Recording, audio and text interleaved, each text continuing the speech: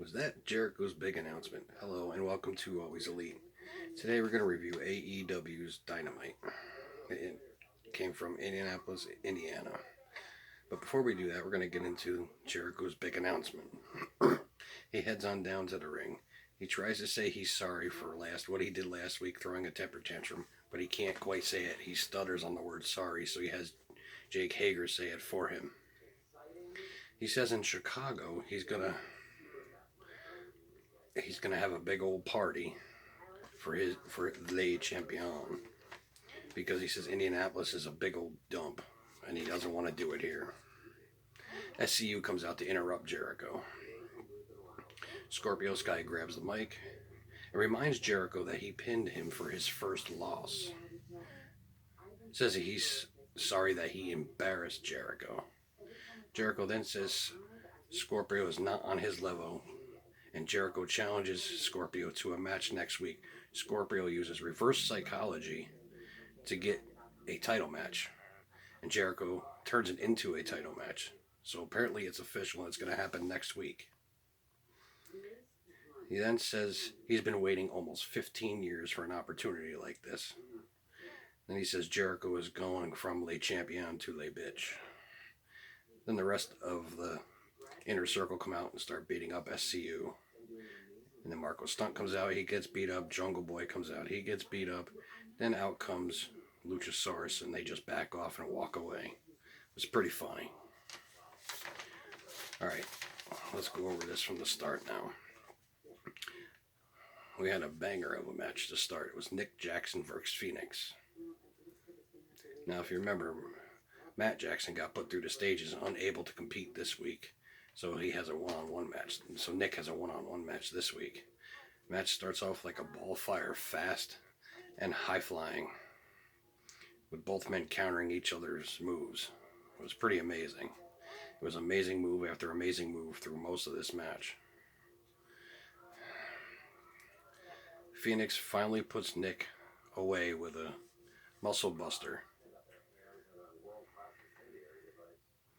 For me, that was match of the year candidate right there. It was such an amazing match. Oh, so good. Next up was Britt Baker versus Hikaru Shida. Most likely, this match is for the #1 contendership to the Riho's AEW Women's World Title. Another match that starts really fast and furious.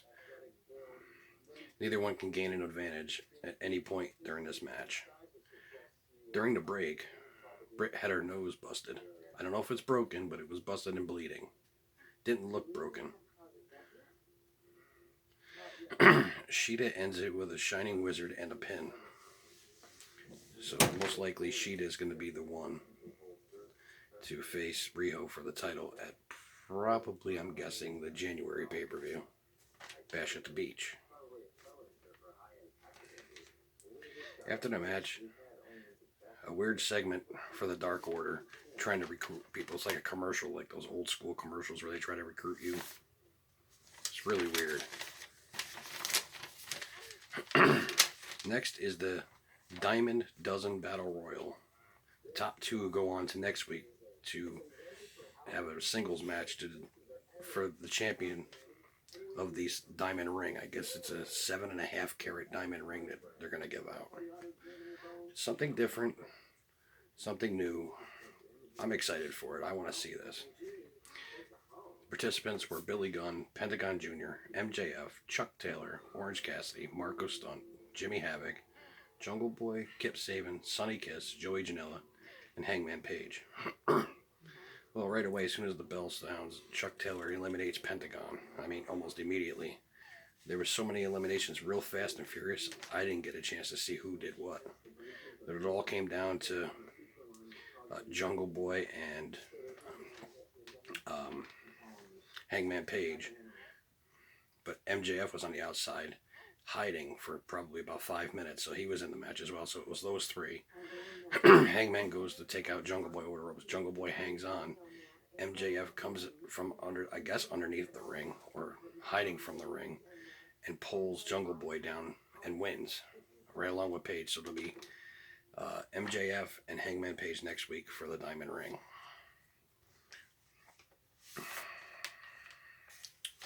Let's see. And then we had the Jericho segment, which we talked about already. Then after that, we had Luchasaurus versus Peter Avalon. The match lasted 10 seconds. According to Wikipedia, it was only a 10-second match. It was a squash match for Luchasaurus. As you know, he's coming back from injury, so they didn't want to make him work too much. At least right away. After that, it's Private Party versus Proud and Powerful. Starts off really slow because it went right into a commercial break as soon as the match started. Coming out of the break, it's Proud and Powerful. It was most of them throughout, actually through 2 commercial breaks, they were in control. Pretty much, Private Party had absolutely no offense except for the last 30 seconds of the match. They hit a gin and juice and pinned them for the win. Then we get to the main event. It's Jon Moxley versus Darby Allin, which is a match that a lot of people have been waiting for. However, this is being contested under normal rules, so we're waiting for the hardcore one to come. Match starts off fast. Darby jumps Moxley on the outside. Moxley never saw it coming. And neither did the camera guy, apparently, because Moxley just went flying. Crowd was split through almost all of this match between Allin and Moxley, which was a good thing because they're both liked characters. During the break, Mox takes over by locking in the clover leaf and turning it into an STF.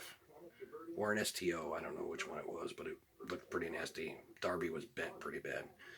Towards the end of the match, Mox puts Allin in a body bag that he had brought down to the ring earlier. And just starts stomping the crap out of him in the body bag. The referee tells him to stop, and the referee gets him out of the bag. He looked pretty beat up from there. Moxley counters the coffin drop into a sleeper, which I thought was pretty neat. It was a little nifty shift he made. He shifted his body just a little bit, just enough so he could lock it in. And then there was an avalanche paradigm shift, which looked nasty, and he pins Darby Allin for the win. That's all the time I have for you today. Join me again probably next week for another Impact and Dynamite review. Until then, always be elite.